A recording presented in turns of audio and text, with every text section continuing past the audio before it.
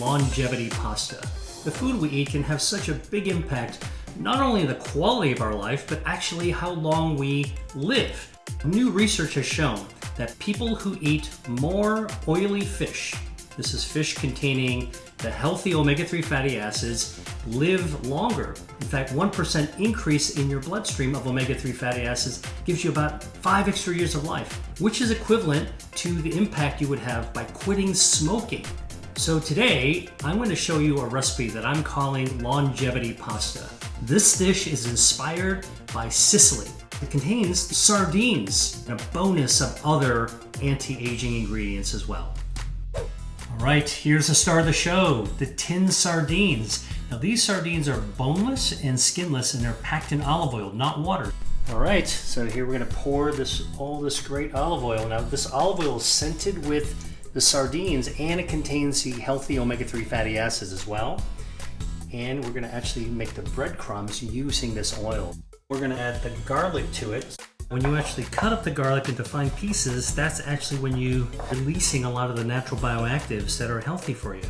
Smells great. And here's 3/4 of a cup of raw breadcrumb mix that we made. This is called toasting without a toaster. So the oil gets into the bread. The key thing here is to continuously move it around. All right, now we are ready to make the sauce. So the first thing we're gonna do is add about 3 tablespoons of olive oil. We're going to saute the sweet onions. It's got allicin, a natural chemical, can help your circulation. It's time to add the sardines. Now let's go ahead and throw in 3 tablespoons of the capered. Let's go ahead and add a 1/4 cup of parsley that we chopped.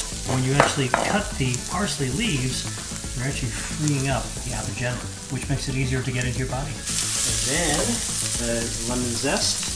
I'm just going to put a 1/4 teaspoon of crushed chili pepper flakes. I'm going to take half a lemon. And we're just going to squeeze that half lemon right in there.